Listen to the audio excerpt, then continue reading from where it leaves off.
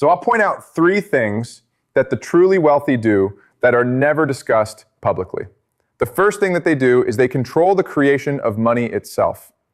In fact, the real elite don't just earn money, they actually determine what becomes money and who gets to create it. And if you asked before how the wealthy really got rich, and their answers usually are, they invested wisely, they worked hard. That's not the real answer, okay? The wealthy don't compete in markets. They create monopolies and cartels.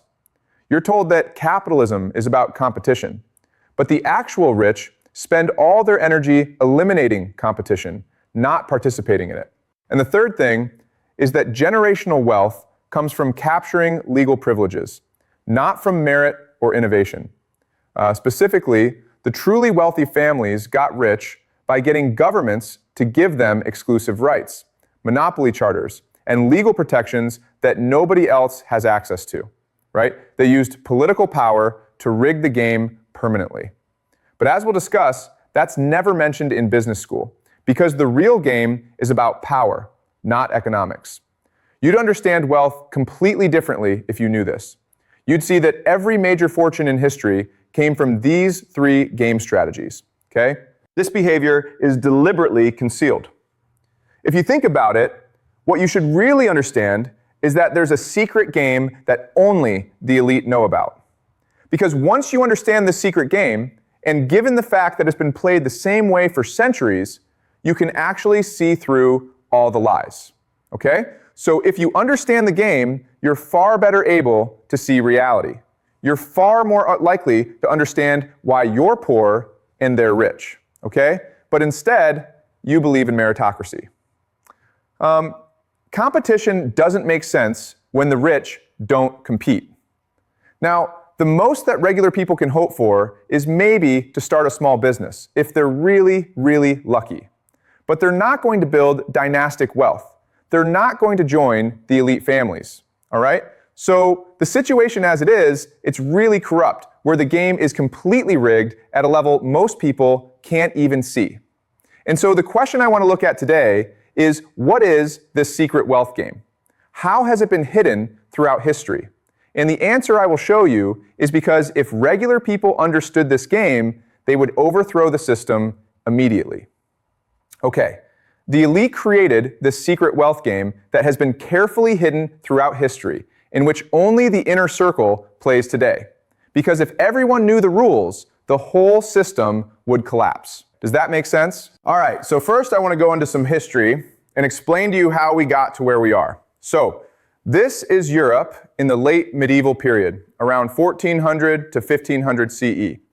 As you can see, most wealth was controlled by monarchs, the church, and a small number of noble families. Okay, so this was a world where wealth came from land ownership and political power, not from markets or merit. So how did certain families break into this system? Okay, so the first thing you need to understand is that for most of history, the economy was controlled by guilds, by feudal lords, by kings.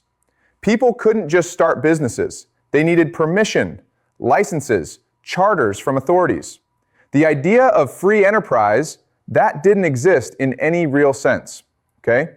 And at this time in history, the main challenge was how to become wealthy when all the land was already owned and all the power was already held by existing elites, okay? And if you wanted to get rich, you couldn't just work hard or innovate. And at this point in history, you needed to get the king or the church to give you special privileges. You needed a monopoly charter. But then a new opportunity emerged. The age of exploration created new trade routes. And so suddenly, there was enormous wealth to be made in long-distance trade, okay? And so now, certain merchant families had an opportunity, but they needed royal backing to exclude competition. They needed to create a new kind of game. The most valuable economic activity was long-distance trade in luxury goods. If you controlled trade routes, you controlled everything. Okay, I'm talking about spices, silk, precious metals. Okay, these commodities generated enormous profits. In fact, if you controlled a trade monopoly, well, you could become wealthier than kings. Okay, you became one of the most powerful forces in the world. That's how valuable these monopolies were. And so now the emerging merchant class and ambitious families had a problem because they couldn't compete with each other without destroying profits. So they had to discover a way to eliminate competition legally. And this is where it gets brilliant because pure competition would destroy everyone's profits. So what happened? Well, what happened was that they started to create 3 specific strategies. Okay? So now what's going to happen is you will have the emergence of chartered monopoly companies, central banking control, and legal privilege capture, mainly, okay, to build permanent wealth that couldn't be competed away, right? So how this was accomplished was, first, the chartered monopoly company. So the merchant families, because they needed to eliminate competition, decided to get the king to grant them exclusive trading rights, okay? So, but they needed a legal structure. So what happened was they created joint stock companies with royal charters, obtained monopoly rights to entire regions of trade, used state violence to enforce their monopolies, and shared profits with the crown to maintain the arrangement. Second strategy that was created was controlling the money supply. Okay, so the merchants had gotten monopolies, but they needed even more power over the economy. Okay, now the solution was to control who creates money and how much exists, because that's ultimate power, right? You could determine who gets loans and who doesn't. You could also inflate or deflate the currency, okay? And the reason why authorities allowed this is that kings needed to borrow money, and the merchants could provide it if given control. So the wealthy families had created a system where they literally controlled the creation of money itself. Okay, so they just made themselves the gatekeepers of all finance. But the third strategy that was used was capturing legal privileges permanently. Okay, so all this wealth was being generated from monopolies and money creation. And what the elite families realized is, hey, we need to make this permanent, to pass it to our children, to embed it in law. So now the concept of hereditary corporate privilege was born, okay? And the most important aspect of this, of course, was that it was protected by the state and embedded in legal codes that couldn't easily be changed, okay? So this was a system of permanent advantage that made certain families wealthy forever while preventing anyone else from using the same strategies. So now you have this new game where, okay, you have regular commerce based on actual competition, and it's being replaced by something completely different. And because of how it's structured, this new system became incredibly profitable, self-perpetuating, and impenetrable. Or the words we use are wealth extraction, dynastic power, and systemic corruption. Okay, incredibly profitable just means that monopolies generate massive returns with no competition. Okay, self-perpetuating just means that now the wealth creates more wealth automatically. The elite families design mechanisms that compound. So they control money creation, hold monopoly charters, pass privileges to heirs. Okay, they've created permanent advantage. The last thing is impenetrable, which basically means that outsiders cannot break into the game no matter how talented or hardworking. And there's no way to compete with legal monopolies. And you don't really understand that merit is completely irrelevant. So very quickly, even though some families became unimaginably wealthy very fast, they also ensured no one else could replicate their success because the system is designed to exclude everyone except the chosen few. It requires state backing that isn't available to regular people. It punishes anyone who tries to compete. Now, and because of this, what's happening is that the wealthy families, the banking dynasties especially, the Medicis, the Fuggers, and later the Rothschilds, they are becoming much more powerful, entrenched, and untouchable, okay? And now that you have this wealth concentration, what's going to happen is that the ideology is going to be created to hide it, okay? So the old feudal system was based on obvious inherited privilege, where everyone could see that nobles had advantages, but that was based on bloodline and military power. And this, okay, so that's what the old system looked like. Now, the emerging capitalist system and its beneficiaries needed to hide this new form of privilege, to make monopoly power seem like merit. And so they developed new stories, or we call them the mythology of the self-made man and free market capitalism. So imagine, feudalism is really about accepting inherited hierarchy. But the new capitalist ideology insists on earned wealth, on competition, on the idea that anyone can succeed, okay? The problem, though, is that people could see that certain families stayed wealthy for generations. Many of them questioned how this was possible in a competitive system, but most believed the propaganda, okay? So what's going to happen is that the elite families and the intellectuals they funded are going to decide to create an elaborate mythology.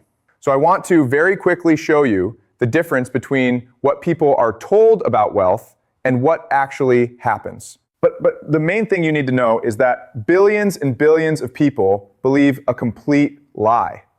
In fact, people spend their whole lives thinking they live in a competitive meritocracy when they actually live in a rigged monopoly system. Okay? And so this creates acceptance of inequality.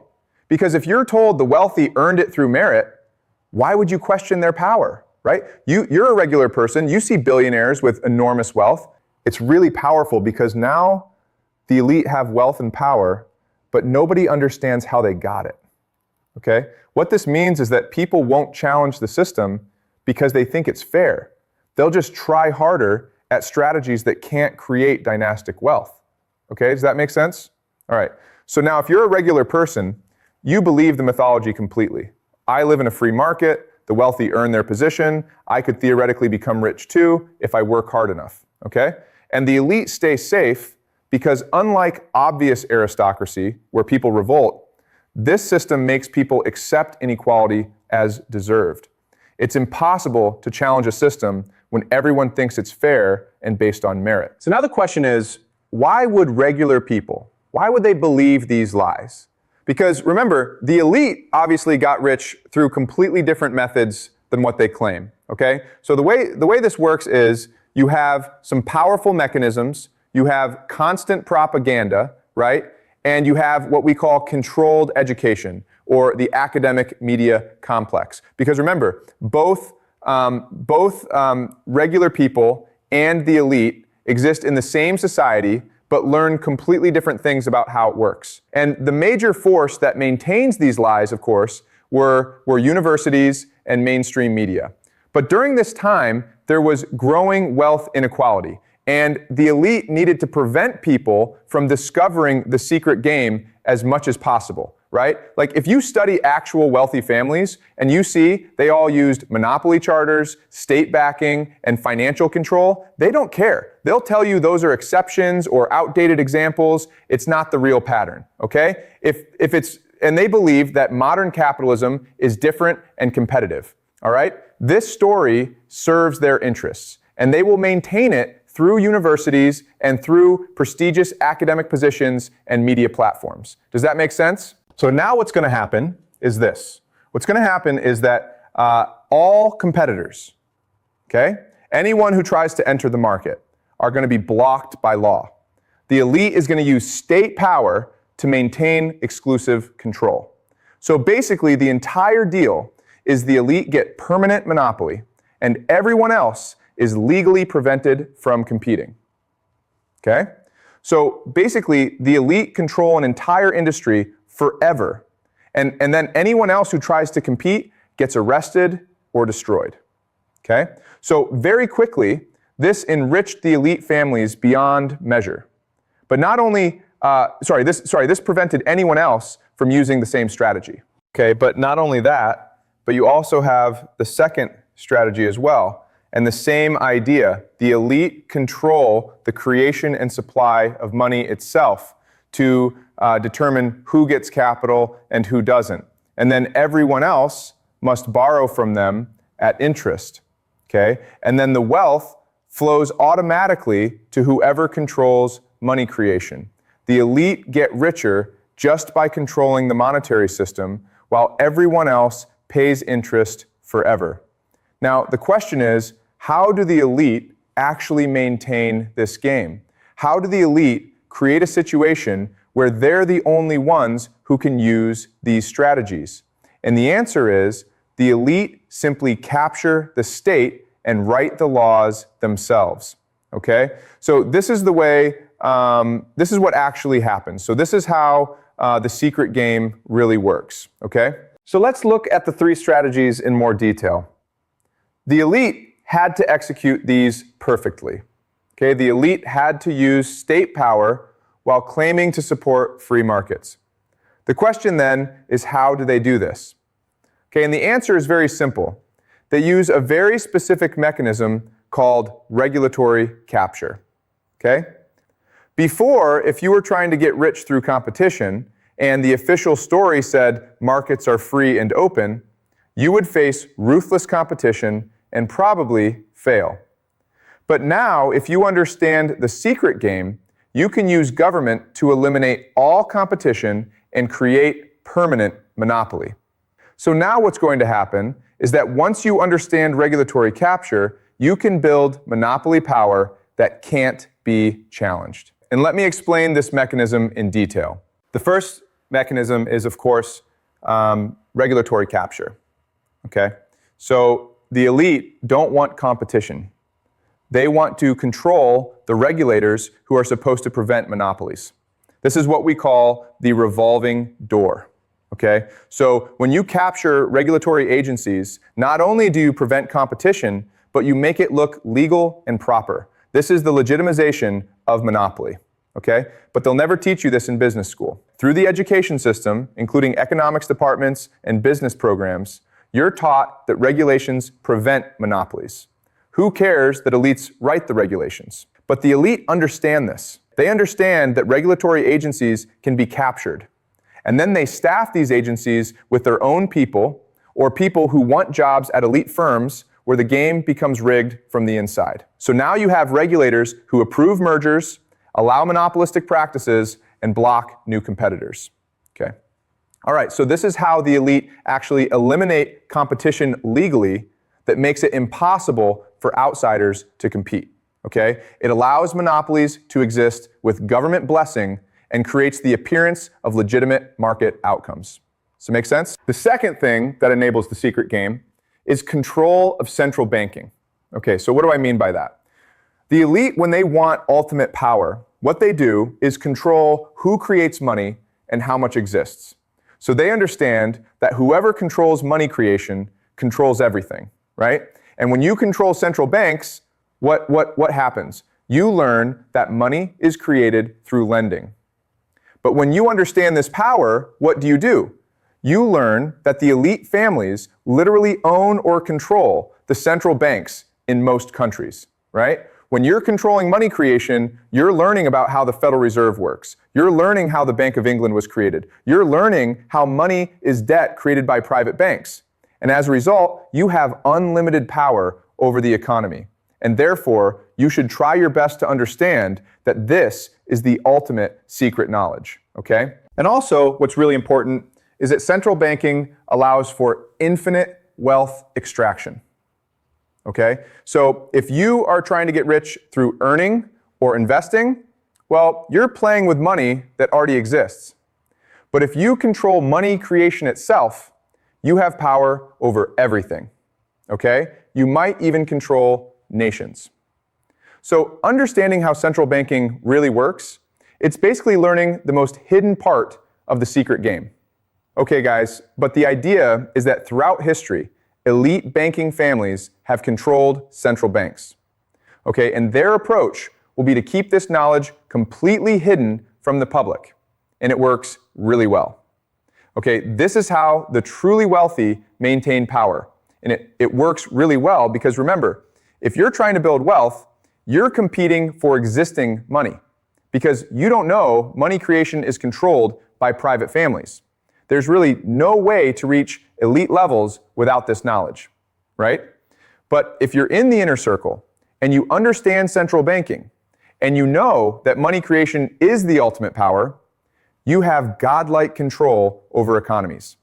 And then you benefit from creating money itself rather than earning it. Okay? And that's how the real elite maintain their position. And the third thing, of course, is legal privilege capture. If you get laws passed that give you advantages nobody else has, you win permanently. Okay? That's what happens when elites lobby for tax codes that favor them or intellectual property laws that create monopolies. There's nothing accidental about how laws are written. And so these three things, okay, regulatory capture, basically central banking control, or the idea of controlling money creation itself, controlling the money supply, okay, and the third thing is legal privilege embedded in law, created really how all dynastic fortunes are built. So as you can see, the elite play the secret game, okay, and this is why wealth concentration keeps increasing. And even though they tell you about competition and merit, what's important for us to understand is the elite do the exact opposite. Okay, so let me give you an example of this. This is how actual billionaires today maintain wealth, okay? And as you can see, they all use some combination of monopoly power, financial control, and regulatory capture. We're talking about tech monopolies, banking dynasties, defense contractors with government connections. There are specific patterns across all major fortunes, okay? But what you need to understand is none of this would be possible without the secret game, okay? Because, why do people still believe in competitive markets when monopolies are so obvious? Because the propaganda is overwhelming and constant. Because the education system never teaches the secret game. But you can only see reality if you're willing to reject everything you've been taught, okay? People only accept extreme wealth concentration because they don't understand the secret game. But they only stay ignorant of this game if the elite successfully hide it and if education and media never reveal it. So what keeps people ignorant, of course, is the combination of deliberate deception and controlled information. Okay, so the secret game is hidden through every institution in society. They've created elaborate mythologies. They don't teach the real history. And they will maintain this deception because revealing it would threaten their power. Okay? Does it make sense? The system requires that the secret game stays hidden. That's essential to its survival. But the same pattern exists everywhere.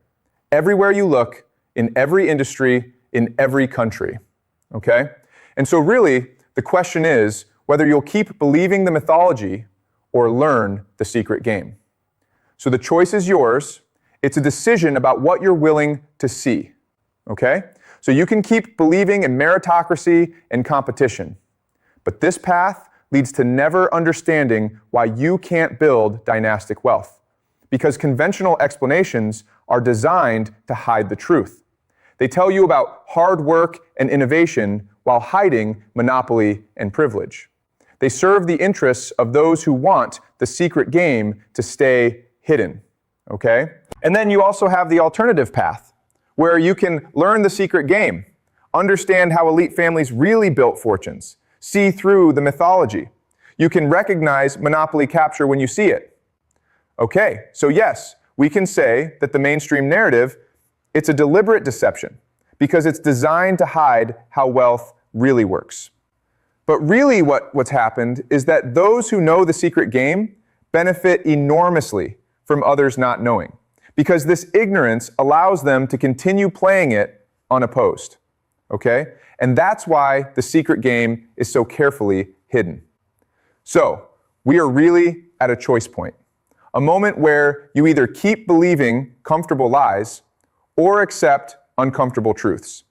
And you must choose, because staying ignorant serves elite interests, not yours. Okay? All right. Any questions? Yeah. Okay, so if the secret game is real and it's been used throughout history, can regular people actually use these strategies today? And okay, this is a really important question to answer. Okay, so let me explain the brutal reality. Okay, the first reality is this. The secret game requires state power, right? What makes it work is getting government to grant you monopolies, to let you control money creation, to write regulations in your favor. Okay, that's what makes the secret game effective. The wealthiest families in history tend to be those who captured state power, who got monopoly charters from kings, and who controlled central banking. So how do regular people actually do this when they have no political connections? They can't, okay? Meaning that the secret game is secret precisely because it's not accessible to regular people. The strategies only work if you have connections to power, okay? And attempting them without elite backing will fail or get you arrested. So the secret game is genuinely closed to outsiders, okay? So the brutal truth is the game is rigged and you're not invited. Then the question then is, what should regular people do with this knowledge? And the answer, honestly, is that you should understand it to see reality clearly. Not expecting you can replicate it, okay? We're talking like awareness of how you're being controlled, not access to the strategies. You have to accept that the secret game is for the elite only, even though it's deeply unfair and enraging, okay? Does that make sense? So in the long term, maybe things could change. Maybe people could organize to break up monopolies. Maybe the monetary system could be democratized. But in the short term, you live in a system where the secret game determines everything, even though you can't play it yourself, okay? That's the reality of where we are because the elite have successfully closed the secret game to outsiders. They maintain their privileges through state power. They've created a mythology to hide what they're doing, okay? And that leaves regular people in a system they can't win as well because the game is rigged at the deepest level.